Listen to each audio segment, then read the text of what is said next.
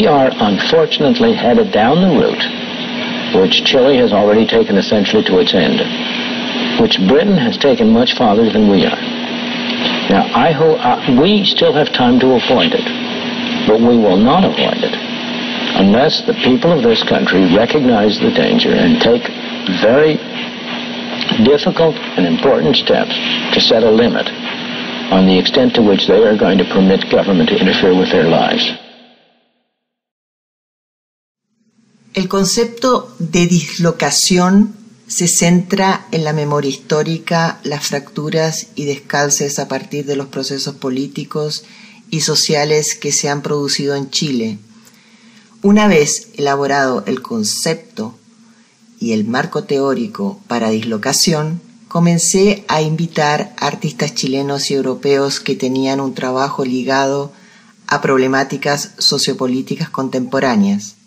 El eje curatorial de dislocación surge a través de mi trabajo de investigación como artista sobre problemáticas identitarias y geopolíticas que se sitúan interrogando el lugar del sujeto con su historia al interior de la historia, desde los movimientos colonizadores y colonizados, desde los desplazamientos sociales y culturales, desde las articulaciones y desarticulaciones históricas de lo personal a lo político. CRAC es el Centro de Residencias para Artistas Contemporáneos. Comenzamos en 2007. Nos interesaba bastante, sobre todo en Valparaíso, que el 2003 fue incluido dentro de la lista de Patrimonio Mundial, problematizar la noción de patrimonio también, porque nosotros hemos sido testigos de una serie de mal uso, no solo de la palabra, sino que de los dineros que incluía. Nosotros pensamos, como era nuestro lugar de enunciación, digamos, que el arte contemporáneo puede decir algo, puede señalizar algo frente a esa situación. Entonces, por eso que nuestra idea fue, digamos, los trabajos o todas las actividades que nosotros hacemos problematicen el espacio público. Pero esa situación creemos que en Valparaíso tiene otras características por su localización. Entonces, para nosotros era importante, por un lado, que CRAC es el centro de residencia, pero también dejar claro que es en Valparaíso, porque queremos pensar la intervención en el espacio público desde una ciudad latinoamericana en el sur del mundo.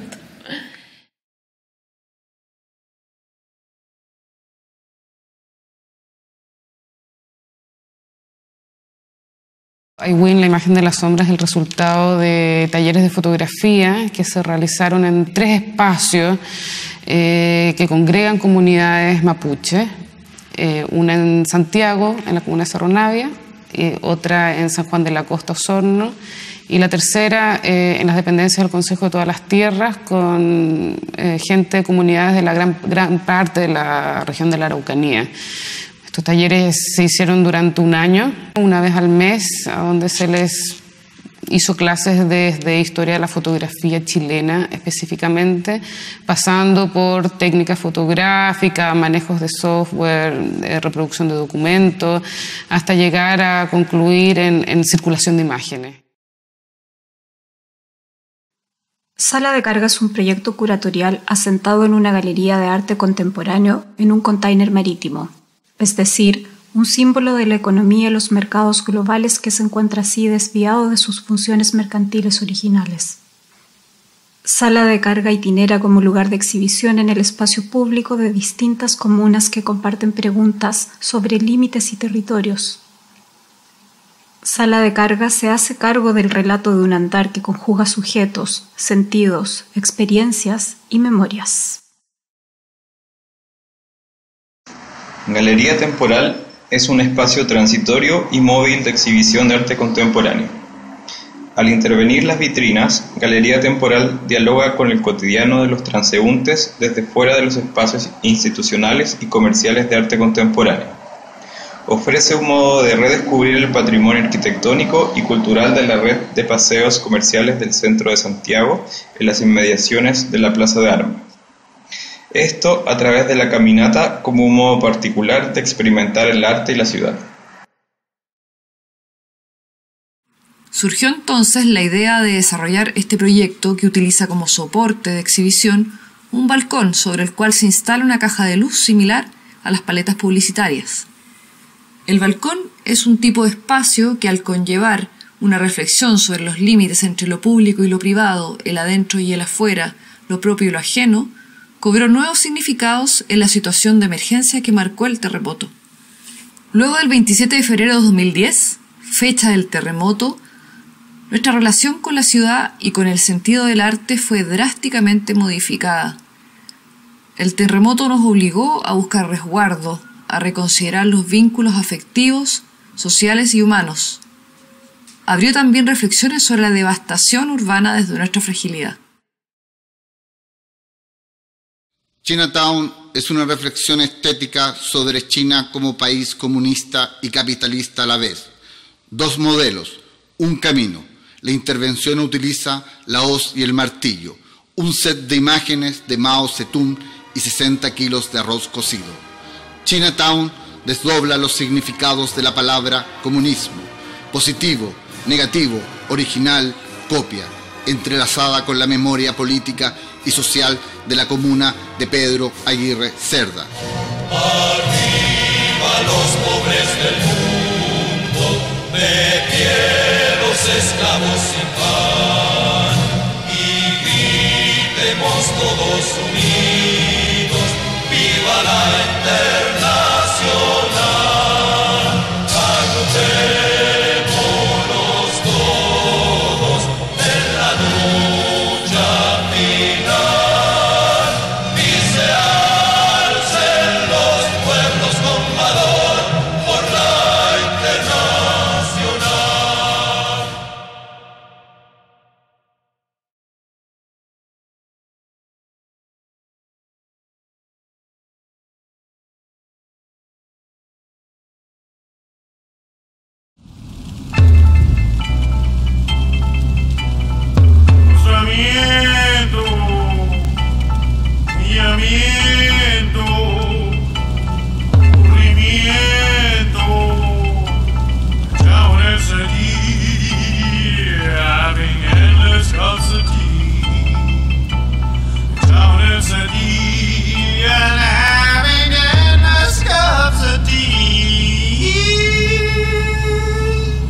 Mil veces en los años 80 nosotros, yo y otros amigos míos, veníamos acá porque aquí está el galpón de Matucana, en el barrio clase media baja, Estación Central.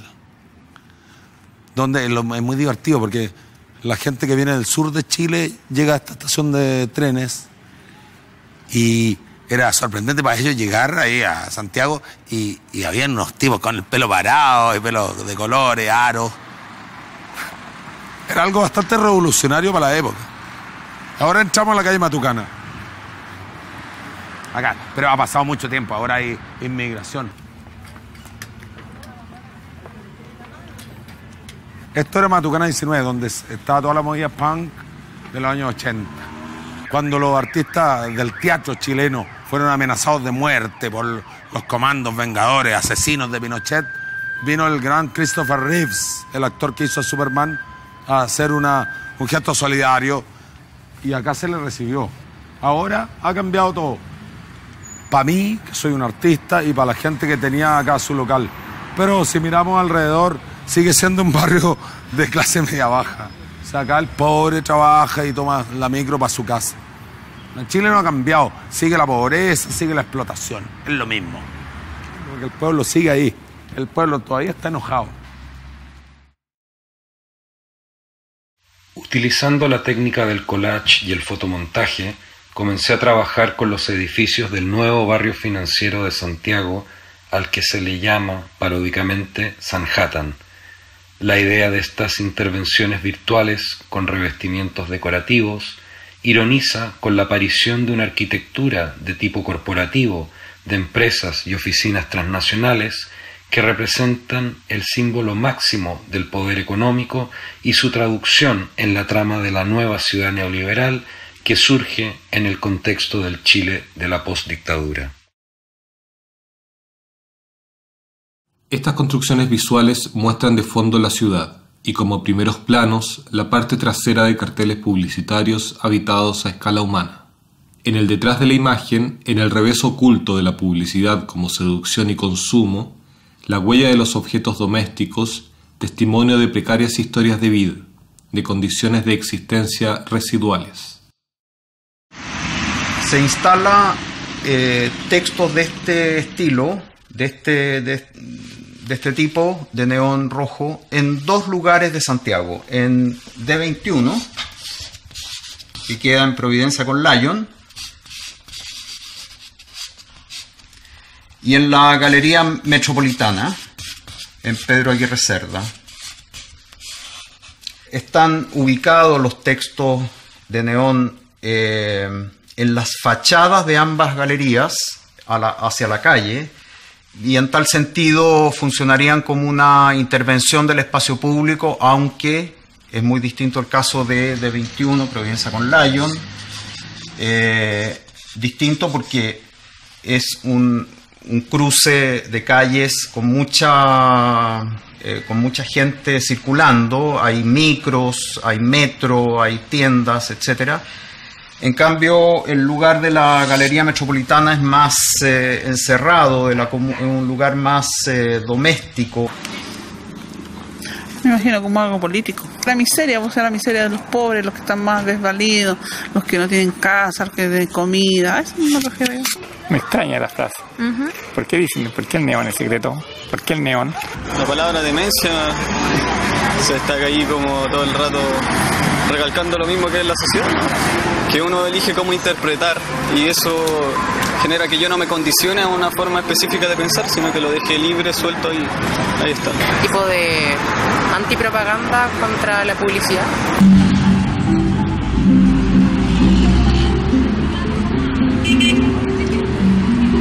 Yo antes la había visto con otro nombre, como que el neón es algo más.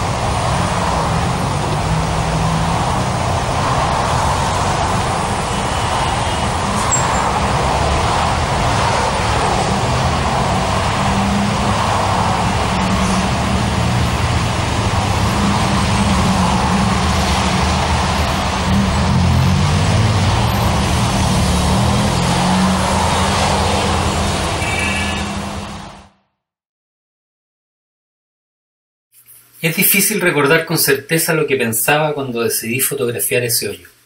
Muchas veces sucede, sobre todo en las fotografías, que los sentidos aparecen después, desde un plano más allá o más acá del objetivo inicial.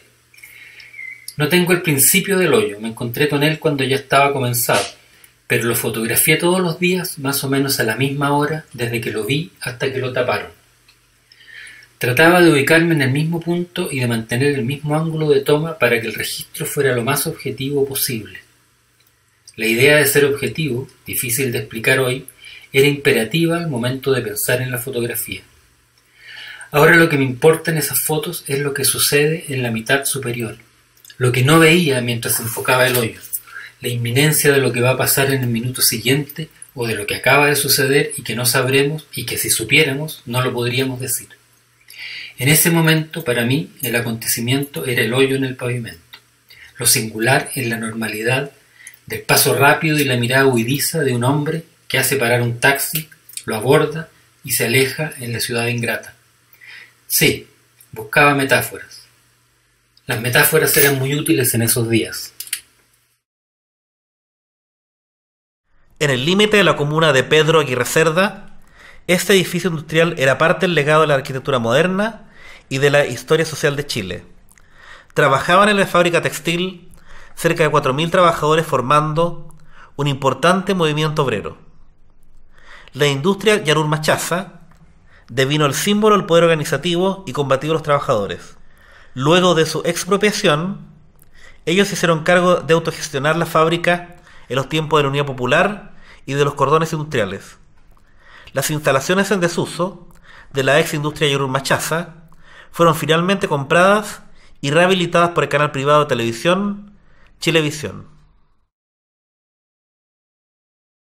La Villa San Luis, originalmente llamada Villa Carlos Cortés, fue un proyecto habitacional de la Unidad Popular para quienes vivían en campamentos en el Barrio Alto. Sus viviendas sociales buscaban evitar mover a la clase obrera hacia la periferia de la ciudad. Fue un símbolo del sueño socialista de Allende de poner fin a la segregación urbana. El proyecto se vio truncado inicialmente con el golpe de Estado de 1973, pasando gran parte del terreno a manos de privados, y posteriormente la creciente presión inmobiliaria para construir ahí el lujoso sector del Nuevo Las Condes fue lo que terminó de desalojar a sus últimos pobladores.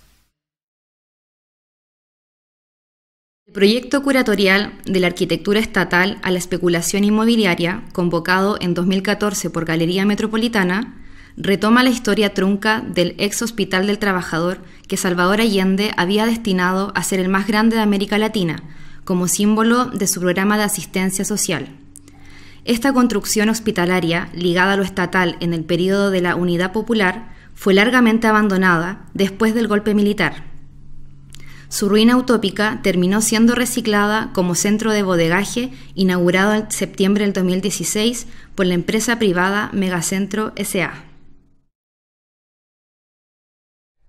Campamento ofrece una relectura de la cartografía urbana de Santiago de Chile. Señala la distribución de los campamentos y contiene el diagrama de flujos de las erradicaciones de los pobladores en Santiago de Chile. La información de archivos condensada en este desplegable arma un registro de la segregación urbana. Visualiza la acción colectiva de quienes reclamaron su derecho a la vivienda e informa de las leyes y los decretos en materias de políticas habitacionales desde 1906. Los trazados del territorio, marcados por las tomas de terrenos y los logros de los movimientos de los sin casa, dibujan una comprensión espacial de la historia social.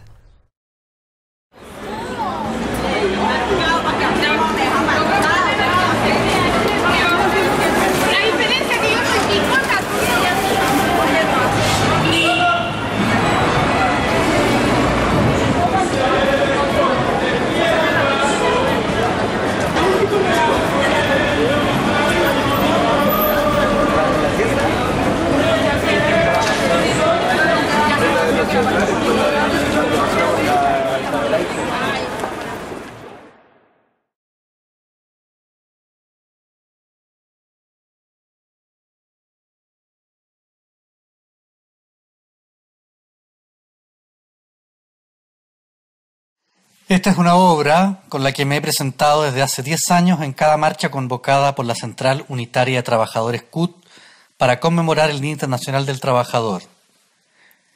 Me interesa la dimensión enteramente coreografiada de esa jornada. Se ordena rigurosa y jerárquicamente como una peregrinación. El escenario, siempre dispuesto en el lugar de destino de esa peregrinación, es también una barricada que impide seguir ese exilio. Entonces esas pinturas, que son una mezcla entre pinturas abstractas de caballete, estandartes y pancartas que cambian año a año, están doblemente exiliadas, pues no están ni en el museo ni en la calle. Pues para colmo de tal exilio, tienen su origen en una pregunta incómoda, ¿cuál es si el arte es un trabajo?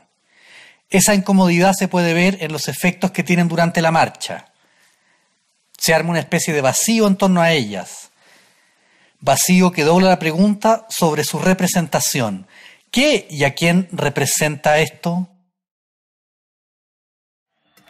La obra Primera Línea consiste en fotografías aéreas de las marchas ciudadanas del 1 de mayo y del 11 de septiembre. La lejanía del punto de vista cenital produce una ambivalencia entre el peso histórico del acontecimiento y la visualidad fotográfica que aplana el contexto de la marcha y la acción de los cuerpos. Esta ambivalencia tiene valor de extrañamiento. La felicidad se llena con miles de tópicos. El tópico de la igualdad, Es por lo mismo que nosotros peleamos por educación gratuita, peleamos por por salud gratuita. Yo creo de que principalmente nosotros seríamos muy felices si supiéramos de que nuestro pueblo hiciera carne esa necesidad de organizarse y le hiciera partícipe con formas de expresión muy potentes y que se vieran reflejar las decisiones que toma un país, no las decisiones que toma un presidente.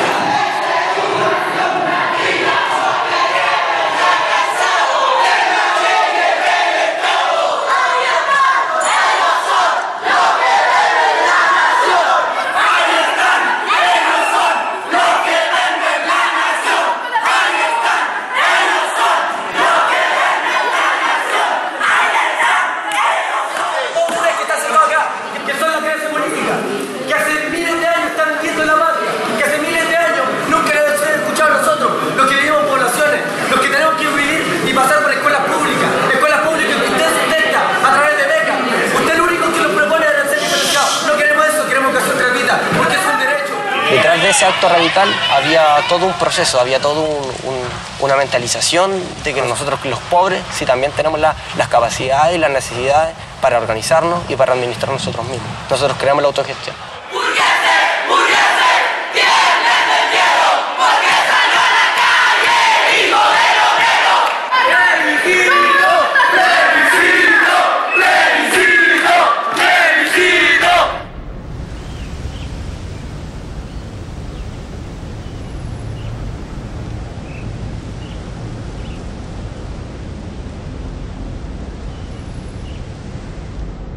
Yo siento que haber vivido esto durante este tiempo ha sido un regalo, porque cuando entré en séptimo no me imaginaba que iba a ser así en el último año, nunca. Yo creo que nadie. Y igual es raro, porque igual uno esperaría finalizar el ciclo más normalmente tal vez, pero ha sido súper lindo terminarlo así. Siento que no queda inconcluso, simplemente termina de una manera distinta. Y lo distinto es bueno. A mí me gusta. Todos los que estamos aquí conformamos una familia y da harta lástima separarnos de nuestros familiares en ese sentido. Pensar que mañana se acaba es súper triste. El año pasado fue el que teníamos que aprender a organizarnos. Ahora ya tenemos todas las herramientas. Teníamos como una organización horizontal, no era como jerárquica. Entonces lo bonito, a pesar que quizás no se consiguió todo onda en el sentido como legal, que no se cambiaron leyes en cuanto a la educación y todo eso, a mí lo que me gusta es pensar que este año, cuando entremos a clases, la mayoría de mis compañeras, las que estuvieron en toma, no le van a tener miedo a la autoridad. Son palabras necias, palabras locas que salen de mi boca, pero no me importa. Son 7 meses, son muchas marchas, muchas lacrimógenas dentro de nuestros rostros. Pero no importa, no me equivoco. Esto va a ser como una gran masa, como una masa mansa, como un monstruo. Soy Francisco Papas Fritas. Mi proyecto trata en sí de acabar con el deudor. Viajé desde Santiago en esta combi que ustedes están presenciando en la exposición con el fin claro de sacar los documentos de pagaré, letras y deudas que estaban en la Universidad del Mar y que estaban siendo buscadas por la Fisco de Quiebra, para que la banca pudiera seguir cobrando el dinero y la deuda de estos estudiantes. Tranquilamente fui uno por uno quemando cada uno de ellos, liberando de esa deuda a cada uno de los estudiantes de la Universidad del Mar que están endeudados hasta ahora. Nosotras vinimos a apoyar a Papas Fritas y apoyar todas las acciones que sean concretas y reales y que expongan el sistema de mierda que estamos viviendo y las ganas que queremos que esto cambie. Nosotras somos las deleznables, estamos trabajando también para cambiar. Partimos por una crisis que tenemos en nuestra universidad, Universidad Arcis.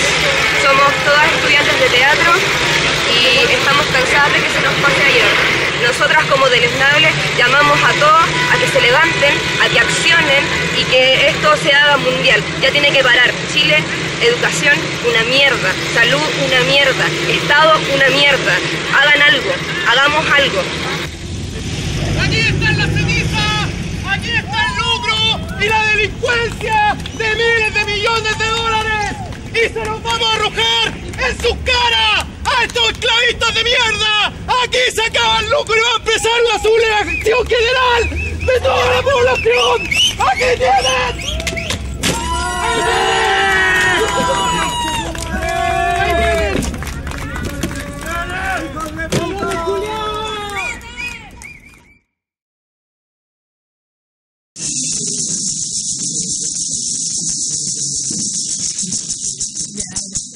Queríamos resignificar la protesta. Veíamos que la protesta tenía esta resaca ochentera, post-dictadura, y que había ahí un vicio que se repetía una y otra vez, incluso generacionalmente. Veíamos cómo nuestros mismos compañeros, los secundarios, repetían el mismo formato. Funcionando, tenemos 15 minutos para llegar. Y la idea, una vez estando allá, ¿de qué se va a tratar bien la acción? Se va a tratar de que somos muchas personas con instrumentos que vamos a demostrar todo nuestro descontento, como toda nuestra rabia a través del instrumento. Ajá. No de manera figurativa, solo con el ruido.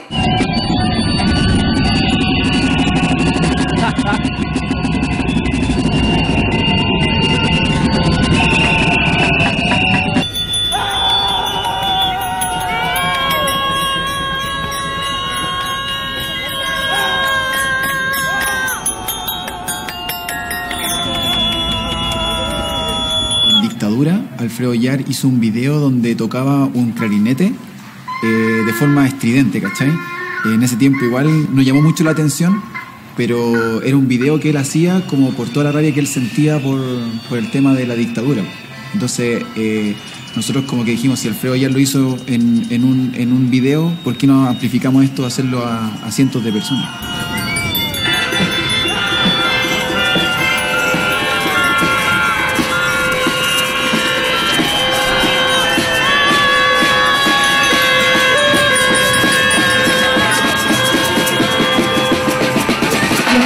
Miraban entre ellos y no sabían qué hacer con nosotros. Estaban así como, los pegamos, los atacamos, los tomamos presos, porque están acostumbrados a defenderse con un formato. La gente o corre o es capucha. No existe otro formato. A los capuchas los agarro, los meto adentro, les pego. A los manifestantes que corrieron, corrieron. Y con de alguna manera, con este nuevo tipo de opción, se miraban así como... ya, y esperaban órdenes del subcomandante... y como que estaban totalmente descolocados. Y ver eso fue maravilloso, fue muy maravilloso.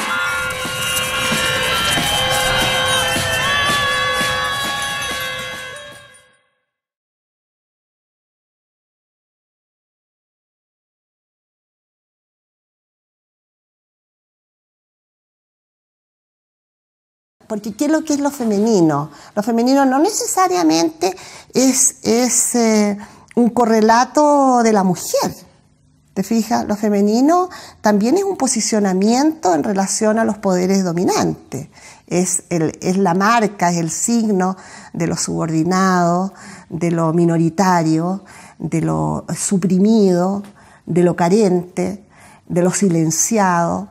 Yo diría que es posible señalar algunas constantes, como por ejemplo el trabajo con lo cotidiano, ¿no? El trabajo con lo familiar, lo doméstico, lo íntimo, ¿no es cierto? Yo diría que esas son instancias que caracterizan el trabajo trabajo artístico que correspondería a una cierta sensibilidad femenina, ¿no?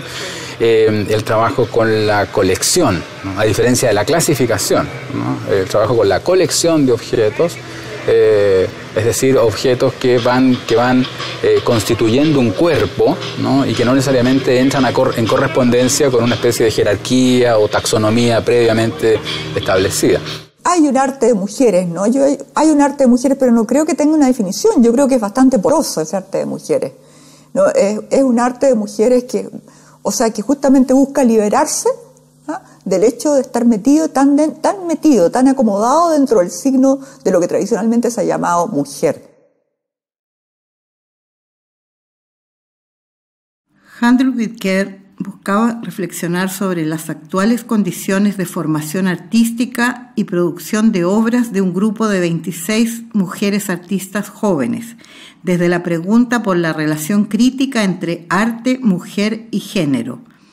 El título de la exposición ironiza con algunos lugares comunes asociados tradicionalmente a la feminidad. La delicadeza femenina transformada en la súplica de que las mujeres sean, comillas, manipuladas con cuidado. El uso del inglés, Andrew Whitaker remite paródicamente también al tópico de la circulación internacional del arte. El grupo de obras exhibido aborda una serie de identidades en desplazamiento. El ejercicio de la curatoría consistía en investigar de qué modos y bajo qué miradas artistas, hombres y mujeres proponen subjetividades y construyen una diversidad de imaginarios en torno a la relación entre género, rol e identidad. La curatoría enfrentaba también diversos estereotipos entendidos como matrices homogéneas de representación. El estereotipo de lo masculino y lo femenino, el estereotipo social, racial o étnico, el estereotipo artista, el estereotipo de lo bello, entre otros. No soy artista es una instalación que se enfrenta a dos mitos artísticos, el de la manualidad, habilidad, talento, autoría, y el de las expectativas de trascendencia. La instalación remite como obra las manos en yeso del artista replicadas en el muro por otro artista. Los brazos son una edición del cuerpo, matriz, copia, y su único fragmento real es una hebra de pelo.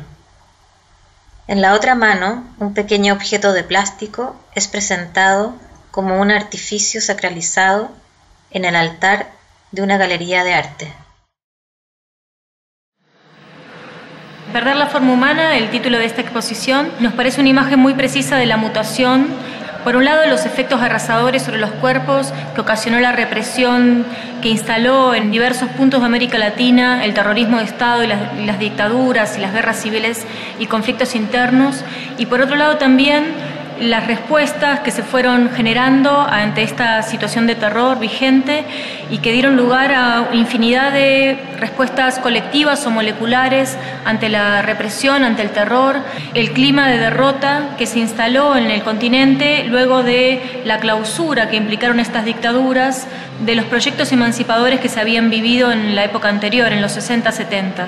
El nuevo periodo más bien va a tener que ver con la reinvención de la política luego de la dura represión que se instala en ese periodo, y nos parece que la heterogeneidad de experiencias reunidas da cuenta de cómo el cuerpo aparece como protagonista de esas formas de hacer política, de reinventar la política con nada. Una serie de prácticas que cuestionan las identificaciones claras entre lo masculino y lo femenino, que cuestionan también la norma heterosexual y que de alguna manera entienden ese cuestionamiento como una forma de disidencia o de desobediencia. Acuden al travestismo como operación artística o que trabajan con una serie de dispositivos de disciplinamiento sexopolítico, o bien que trabajan con imágenes que dan cuenta del deseo marica como un deseo todavía clandestino. Van a interpelar, digamos, un mundo del arte y una historia del arte fuertemente masculina, blanca, no heterosexual, y una de las acciones que se incorporó acá es la conquista de América, que es una acción en la cual ellos bailan una cueca sobre un mapa de América Latina con vidrios y que lo hacen justamente en la Comisión de Derechos Humanos de Santiago en ese momento.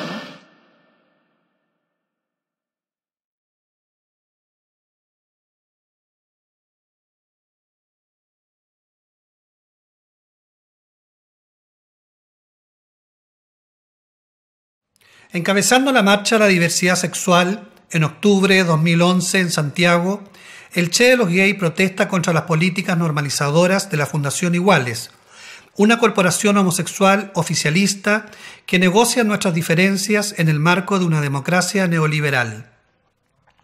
Nosotras, las identidades sexuales disidentes, luchamos por existir mientras ellos defienden sus privilegios de clase.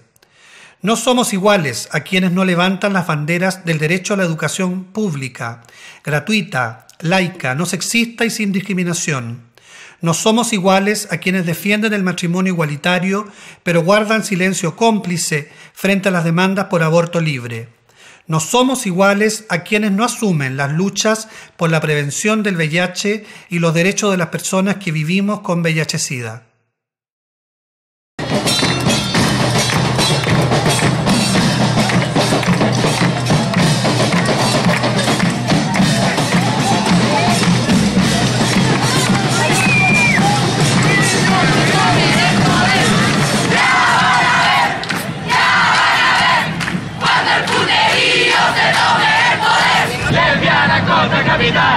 Lesbiana contra el fascismo, contra el terrorismo neoliberal. Lesbiana contra la violencia, lesbiana contra el capital. Lesbiana contra el fascismo, contra el terrorismo neoliberal. Avanza, avanza y camina, la lucha estudiantil todavía no termina. Mujeres, mujeres, afuera los sostenes, porque este patriarcado por nosotras ya no puede.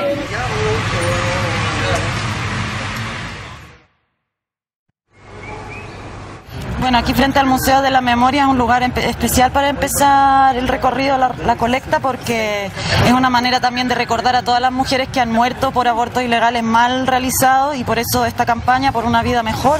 ¿Estás a favor o en contra del aborto? A favor del aborto. ¿A favor del aborto? Claro. Lamentablemente ahí chocamos. Nosotros somos personas desde el momento exacto en que nos ha concebido nuestros padres. Desde ese momento somos personas. Por lo tanto, matar a otra persona, no todo el mundo. En caso de violación, por ejemplo. Que los done, que los regale. Que los regale, que los regale. Si en Vitacura pueden viajar para abortar, y en la periferia no hay más que aguantar.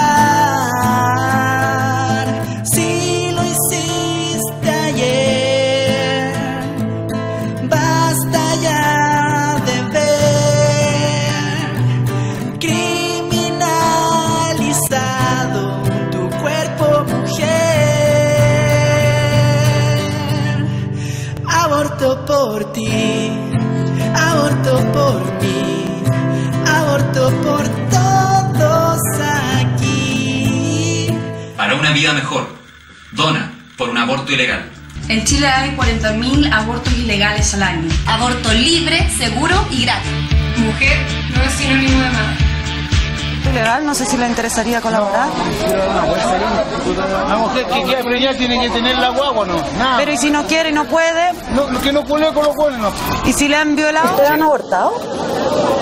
Sí. Igual, no es equivalente matar a evitar nacer. De la vida del ser humano. Los pecados que Dios no fornicar.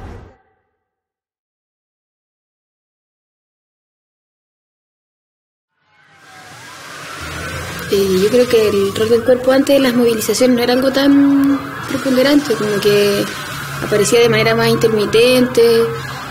Todavía las movilizaciones eran muy tradicionales, como de la consigna y la marcha, como se ha hecho siempre.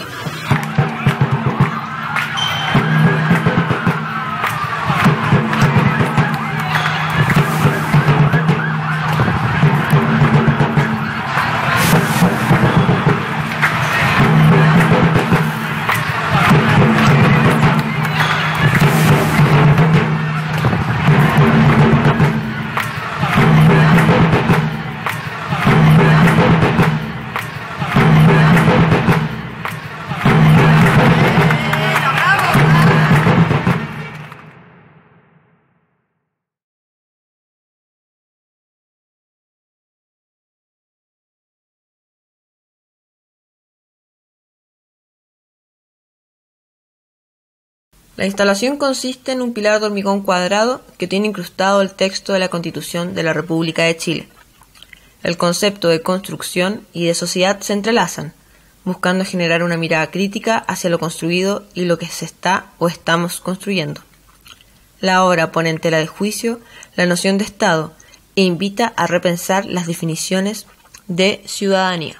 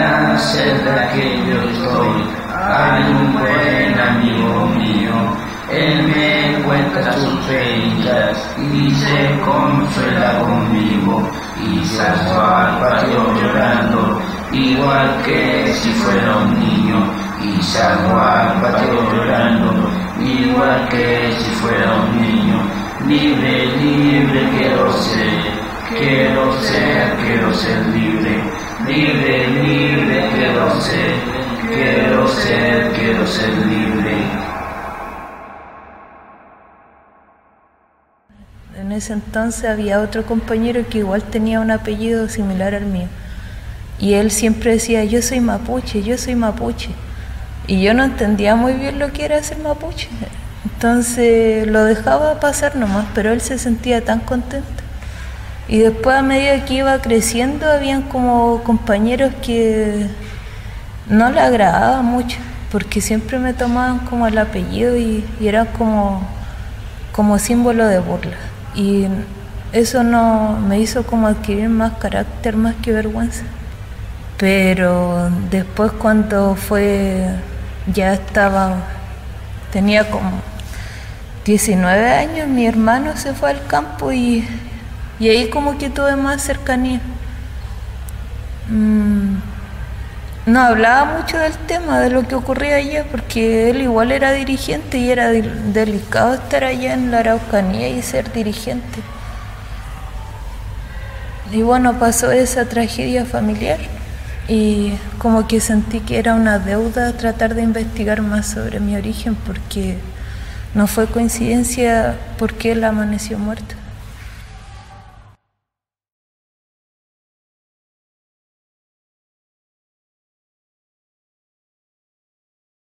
Las letras de neón ancladas en piedras flotantes llamadas escorias volcánicas forman los nombres en lengua mapudungún de 9 volcanes del sur de Chile escritos con alfabeto latino: Lonquimay, Ruiñinahuel, Chozhuenco, Hualique, Puyehue, Pucurá, Yaima, Huequén, Lan. El emplazamiento de los 9 contenedores llenos de agua en constante movimiento sigue la estructura orográfica de la cordillera de los Andes. ¿Tú trabajabas como minero en esa época? No, yo tenía otro oficio, no pensaba tampoco llegar a la minería. Pero sí sabía, por ejemplo, en ese tiempo se produjo la nacionalización del cobre. También con Allende, con Frei, se produjo la nacionalización de la electricidad. Y después se fueron estos, comentarios así, decía yo, el Frei viejo nacionalizó la luz. Llegó el Frei hijo y vendió la luz, se la vendió a los españoles. Entonces digo yo, les decía yo a mis cabros, ¿qué conversarían esto en la mesa? Si el papá se quemó las pestañas por lograr que la luz fuera nacional, ¿cierto? El hijo viene después, se la vende a los españoles, y en este momento nosotros le pagamos la luz a los españoles. qué sé yo, habrán invertido, no habrán invertido, cuánto habrán invertido, pero la luz viene del agua en este momento donde la hidroeléctrica, el agua corre de la cordillera y no la compran ellos, pero sí la venden. Y nosotros somos chilenos, lo mismo el cobre está aquí y vienen otros, invierten, lo venden y te pagan a ti. Pero al final cuando se vayan va a quedar el hoyo en la cordillera, va a quedar la contaminación, va a quedar un montón de cosas que ellos no se van a hacer cargo.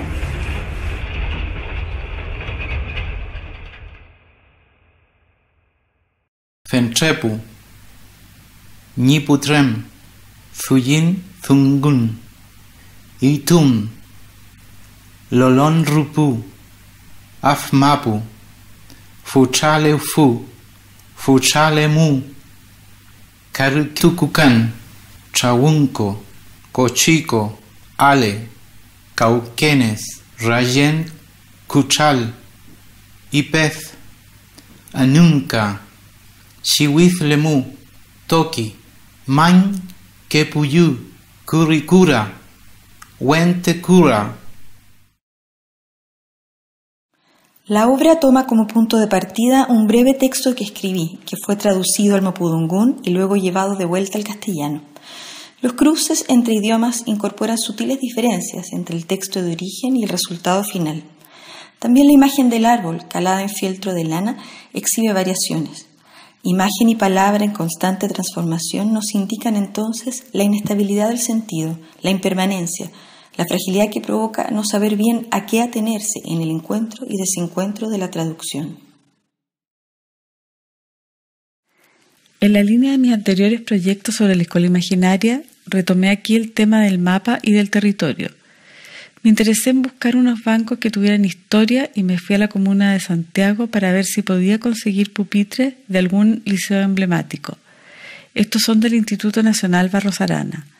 Exhiben las huellas dejadas en la superficie por varias generaciones. Al practicar cortes y desniveles que accidentan el soporte de aprendizaje del estudiante, este soporte queda inutilizado.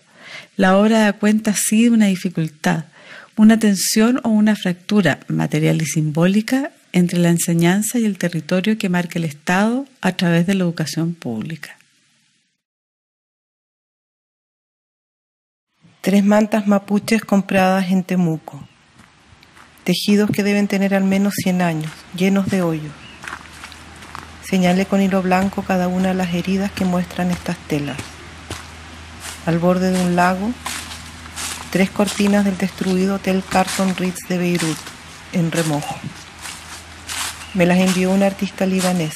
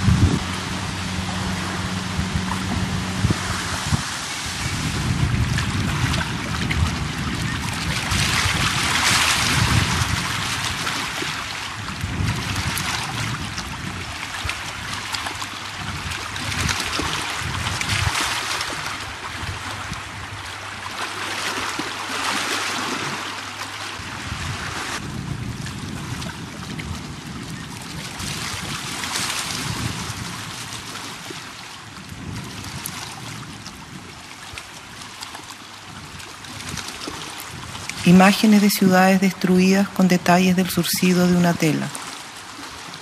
Se entrecruzan las tierras perdidas, los territorios perdidos y las historias perdidas.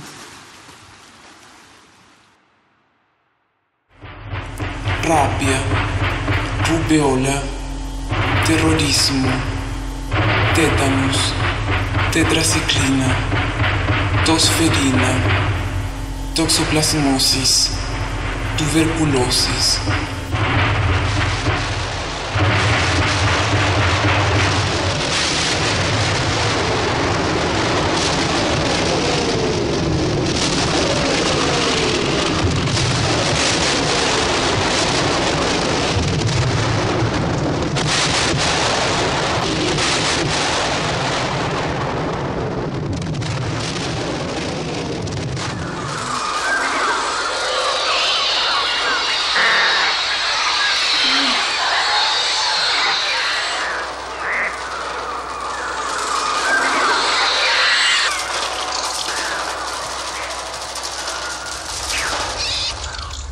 miedo, como todas las emociones, admite graduación y términos asociados como temor, recelo, aprensión, pavor, terror, horror, fobia, susto, alarma, peligro o pánico.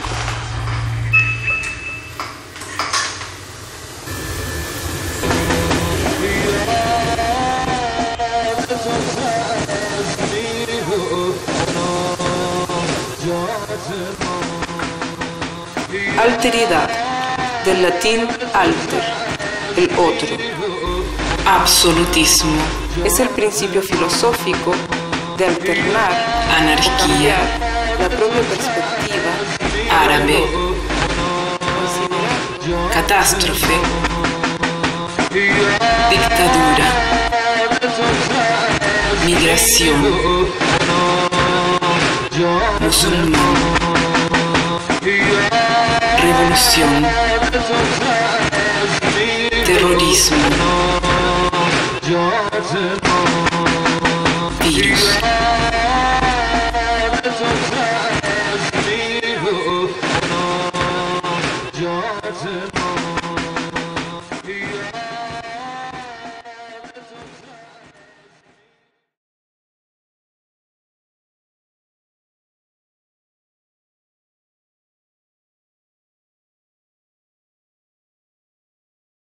Esta obra, que es una obra del año 2002, es una bandera de Chile blanca, que por supuesto no se ve, solamente en las costuras se adivina que es la bandera, donde aparecen los conceptos historia, historia, historia, histeria, ¿sí?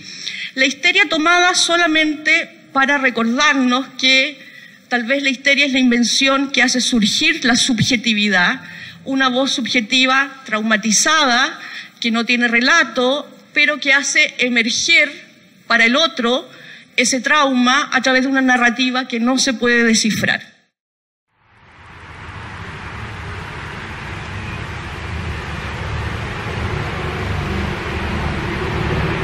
Tenían 22 y 25 años.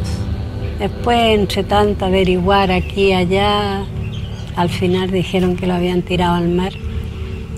Nosotros vamos allá, levantamos un memorial allá y vamos y le hacemos su homenaje. Imagínense, si es realmente que los tiraron al mar, los peces hicieron festín con ellos. Pero para mí es muy terrible de saber de que toda esta gente que hicieron desaparecer y la mataron, las tiraron al mar. Y nunca se va a encontrar un rastro de nada. Nuestros familiares quedaron pegados a las rocas, al mar, a la montaña, y ellos forman parte de la geografía, pero también forman parte de nuestras vidas y de la lucha que hoy día se está dando, que es la misma lucha que ellos dieron antes, la lucha por una mejor educación, por una vivienda, la lucha por querer transformar esta sociedad.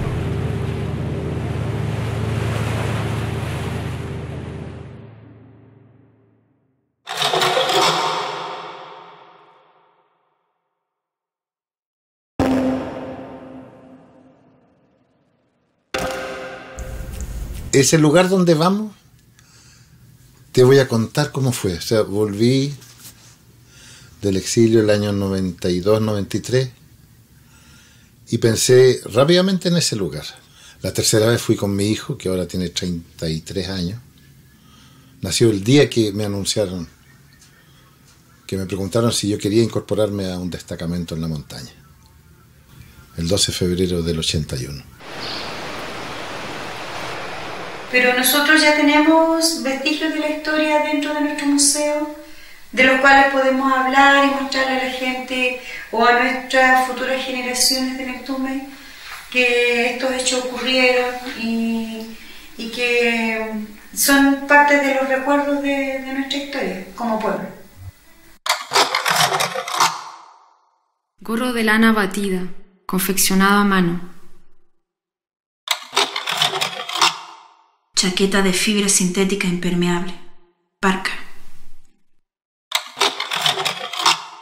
Amarra del plástico de la cocina. Fragmento de coligüe trabajado con amarras de alambre.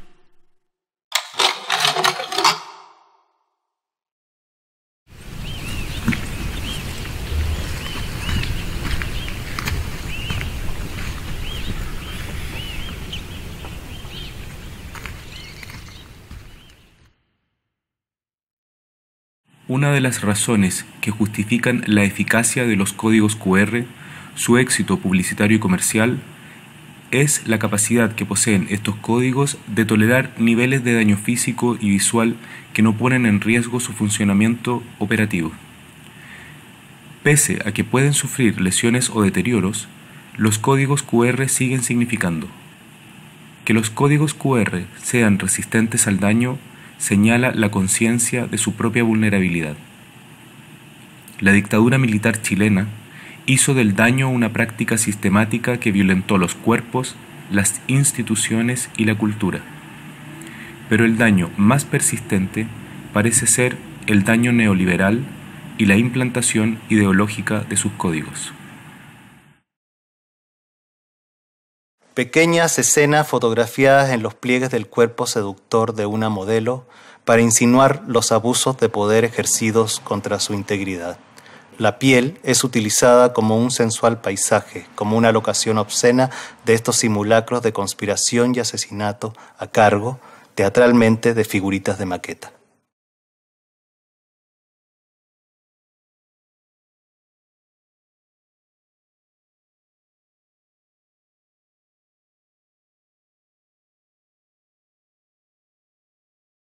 Este proyecto consiste en una estructura modular y una serie de textos alusivos al proceso de planificación, construcción, destrucción y remodelación del edificio que albergó a la conferencia UNCTAD III durante la Unidad Popular. La obra se inspira en el juego de naipes House of Cards realizado en 1952 por Charles y Ray Ames, una pieza de diseño clásico moderno, que funciona como modelo constructivo. Fechas, siglas, porcentaje y estadísticas de la época de la Unidad Popular forman parte del enjambre de palabras y referencias que atraviesan la obra, desarticulando una lectura lineal de la historia. Casa de Cartas 3 es cercana a una metodología de trabajo que documenta el itinerario político trazado por el gobierno de la Unidad Popular como una estructura de poder multiconectada que nos habla de colectivismo, conocimiento orgánico y democracia.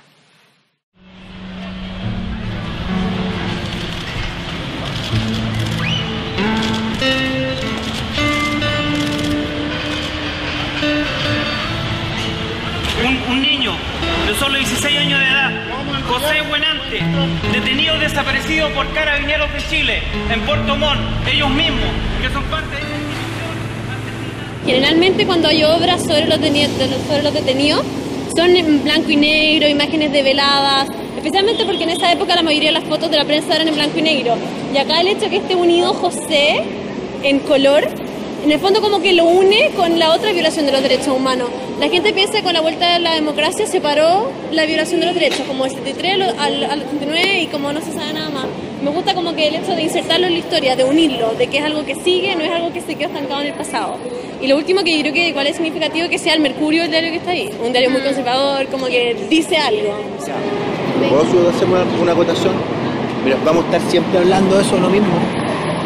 ¿Dónde están? Si ustedes no vivieron lo que pasó ahí, entonces, a ustedes mismos les meten en la cabeza, oye, ¿dónde están? Que el Mercurio es de derecha, de que salgan a tirar piedra, de que estudien gratis y todo, y no es así.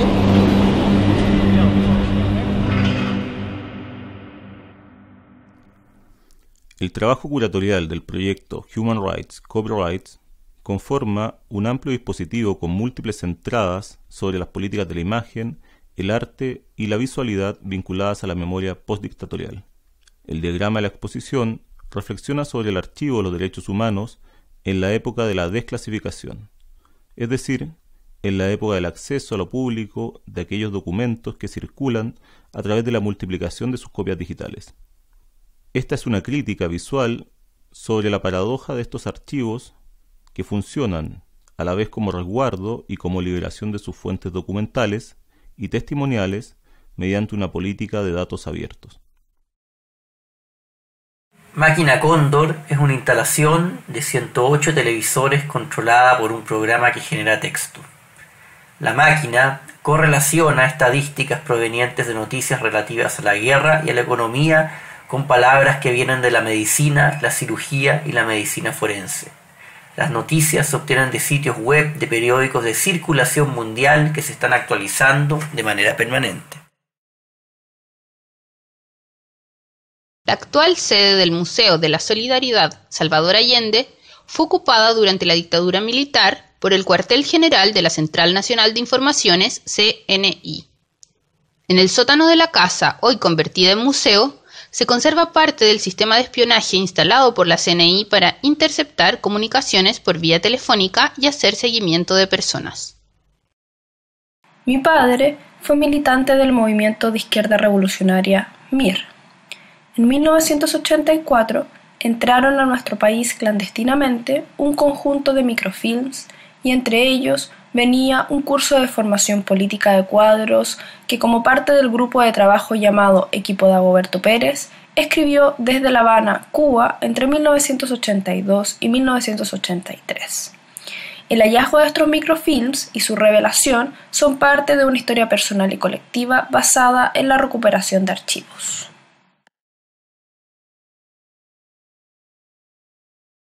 La lista negra en el fondo fue producto como una intención por reescribir de alguna manera esa historia borrada de nuestra historia reciente nacional, reescribir a la gente que borraron en la dictadura militar. Y para eso como que me sometí a mí mismo a escribir la lista completa y actualizada hasta el 2011 de personas que desaparecieron y que siguen desaparecidas. Claro, pues yo podría ahora hacer el ejercicio como del niño castigado que va al colegio y se hace cargo de su historia y vuelve a escribir los contenidos que no le mostraron. Entonces, por eso está la idea como del pizarrón y de que yo mismo, con puño y letra, escriba con el nombre y el apellido de estas personas, ¿cachai? Con el mismo lápiz que las escribí, que el mismo lápiz con que votamos, las borré. La obra hermana de la lista negra se llama Sin Título. Me pareció adecuado ponerle ese nombre porque finalmente también se trata de la escritura, pero no muestra nada escrito. Es como lo que queda después de haber escrito. Entonces, como desde esa mirada como residual, hago una analogía un poco con la historia reciente del país. Finalmente vamos accediendo a los puros residuos. Nunca se habla directamente, o es muy difícil. En los colegios no se toca mucho el tema. Entonces, me pareció interesante hablar de la gente que fue borrada, pero desde el residuo de ese acto. Yo estoy caminando por mi país, que es Chile. Vengo con mi hijo, con un clavel en la mano. No estoy haciendo absolutamente nada, señor. No, yo tengo derecho a caminar. Tengo derecho a caminar. Esta es mi patria como es la suya. Yo vengo con mi hijo a dejar un clavel en homenaje a su padre, que fue asesinado hace 13 meses. Usted no tiene derecho a tocarme.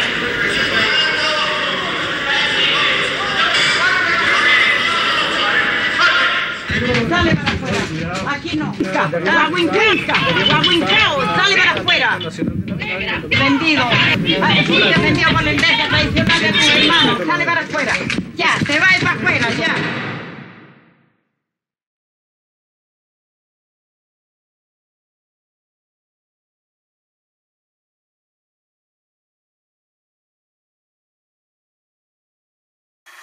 You must plead guilty or not guilty.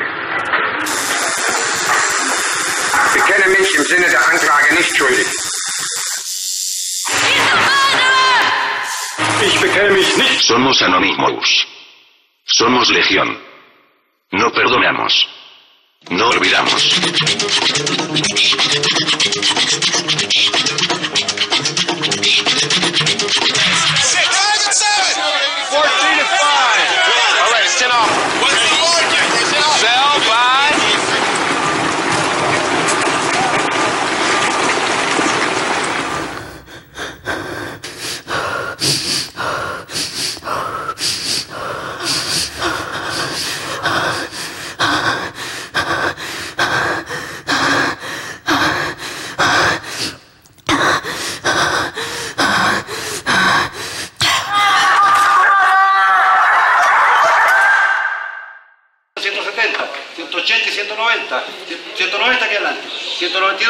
194, 196, 200 acá, 22, 24, 26, 210, 215, 220, 225 y 230, 240 y 250. 14 to 5. Sawyer 14, 45. 1 at 5. 60 down to 1. 1 at 6. 14 to